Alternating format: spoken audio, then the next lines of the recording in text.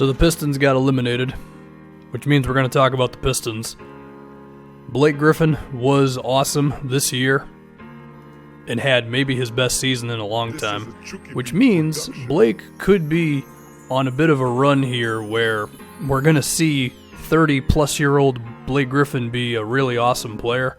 Now, there are still injury concerns, but I mean, his three-pointer has never been better. His free throws are still pretty good. He actually shot the most free throws of his career for a long time, with about 7.5 a game. His playmaking has been a little better with the Pistons because he's allowed to do it more often than when he was with the Clippers. So, yeah, I think this is step one with Blake Griffin, and with these Pistons really is they may have themselves a top, 15 player for the next couple of seasons. And sure, you can get into arguments about his contract and all that, but Blake's good, really. I mean, Blake is great. I mean, I have him for all second team because I'm demoting LeBron and Kawhi for games played. But still, I mean, Blake has really been great this season, so that's the first thing they have going for them. As far as Andre Drummond, I mean, he's Andre Drummond. You pretty much get what you get with him at this point, which I think is cool. Sure, it'd be nice if he could be a Defensive Player of the Year candidate or an all-defense team candidate or could get a jump shot or whatever, but he still has value. And for what it's worth, the advanced stats with Drummond and Blake were pretty good. Basketball Reference has their net rating at plus 4.5, which would rank you among some of the better teams in the league. So I think you can make it work. I think they have made it work. And I think the next thing to be excited about is Luke Kennard, who kind of came alive this season. Now, for the year, he's still at 10 points a game, but we saw the second half of the season where he was a little more aggressive, going off the dribble, shooting more threes, and then we had him in the postseason put up some great efficiency numbers of, 60% from three or whatever. I like Luke Kennard. I've never really hopped off the train because I've just been like, look, he's a 6'7" dude who can shoot, and he's got some ball handling chops. Just throw him out there. He's got to at least be a solid offensive player. And I think it's fair to expect that from him next season. He'll be 23 years old. I think what's going to be huge for the Pistons is just having Dwayne Casey for 2 years in a row. So the expectations and minutes and all that are going to be where everybody thinks they are.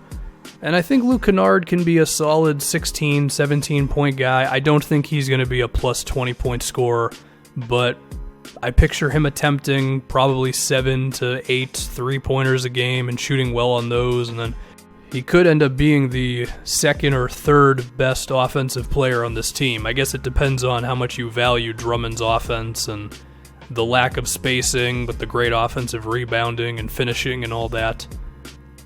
So Kennard can at least be number 3. I think we would all agree on that one.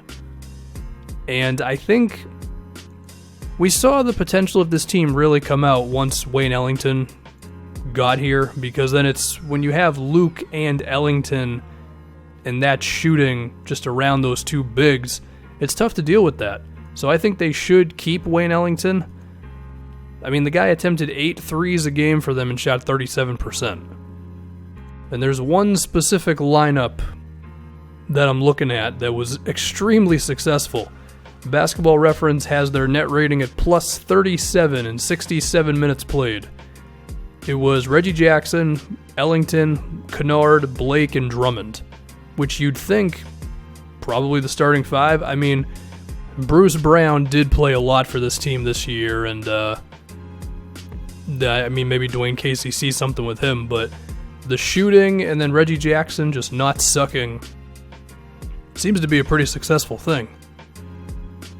And I could picture that starting 5 next year being one of those where, depending on the Pistons' bench acquisitions this offseason, of course, it could be one of those lineups that plays like an obscene amount of minutes together because they just have to for the sake of keeping the team afloat.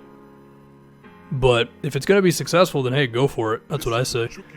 Other things to care about with this team. They have all their draft picks, which is nice, of course. I don't think they should trade it because it's, the 15th pick? However, there is another interesting thing with this team, and it's that they could make some trades now, because while they do have some contracts that are not good, Reggie and John Lure, Langston Galloway, they're all expirings now. So you can make an offer for somebody out there. I don't know who that somebody is. I don't know who that team is. But if you offered, let's say, John Lure and a second-round pick to a team, you could get a real NBA player with that. You could get a solid wing who maybe just isn't doing much for another team because they're bad or whatever. And they're like, well, we'll just get a second-round pick out of it. So that's always nice. You could dangle a first-round pick out there. I wouldn't do it. I mean, even though I think this team has potential to improve on this season, I still don't think they should be in the business of trading off their firsts. You know, you could get kind of cute with the protection and all that, and that can be risky, and maybe you could execute it well. I mean, the idea I'm thinking of is, I mean, if it was one of these expirings on a first-round pick, then you could get yourself a genuine starter, depending on the team and the timing of the season and all that. But that's the type of thing this Pistons team needs right now, man. I feel like they're not too far away from being a real team in the Eastern Conference. Could they contend for a top 4 seed? I mean, I'm going to go with probably not, but at the same time, we don't know about Joel Embiid's health, we don't know about Kawhi, we don't know about Kyrie, so depending on the shakeup, yeah, maybe. Now, there are some things that you can be skeptical about, one of which is Reggie Jackson might just suck next year, because I don't know if he's ever been good for the Pistons outside of stretches of this season. But hey, maybe he's made progress. It's certainly possible to just get better. I mean, his assist numbers were not good, but he was also a lot better at turning the ball over, as in not turning the ball over, compared to a few years ago. So while I'm still not very high on Reggie Jackson, and I think there are certainly a lot of better options out there and probably for a cheaper price, I think you can make it work with him. But at the same time, if somebody becomes available that you can make a move for, should definitely think about it. And looking at their salary situation, they might actually be looking a little better than I initially thought for this offseason, besides being able to make moves with these expirings. Is the fact that, while they're still paying Josh Smith $5 million, which is just hilarious to me, they may be able to actually use their mid-level, like the whole mid-level, because they're at 116 right now. You add to, let's say they re-sign Wayne Ellington for, I don't know, $5 million. That's 121. Their draft pick is going to be, what, $3 million, something like that? So we're looking at $124 million. The luxury tax is going to be $132. And the non-taxpayer mid-level is $9 million. Now maybe I'm screwing up in terms of you can't use the mid-level to go into the luxury tax, but even then they could still use about a $6 million mid-level, or about 5.7 to be exact. You can still get a real player with that. So the Pistons are in a position to round out their roster if they do this all right. I mean, say if the draft pick becomes a guy who can make an impact right now, which, I mean, that can be iffy, but it's a possibility, certainly. On top of Wayne Ellington hopefully being back. And, I mean, they got Shvee McCulloch from the Lakers. Maybe he could be a real player for them moving forward. Maybe Thon Maker can develop into something. Glenn Robinson has a non-guaranteed thing, which I don't know what they're going to do with him.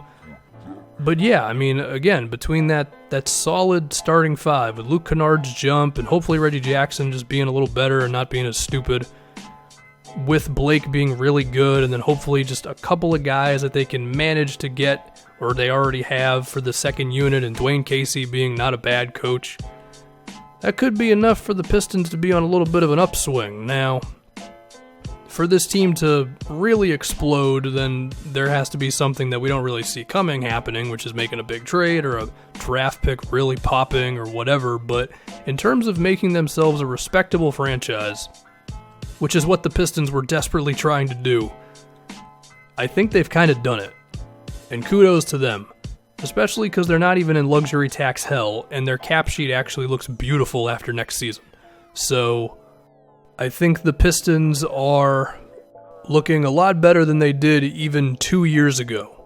Now, maybe I'm being a little too positive, but I don't know. Call it a gut feeling. I feel like the Pistons are finally going in the right direction a little bit. Are they on their road to winning a championship? Probably not, but I mean, at this point, you'll take anything. So, good for them.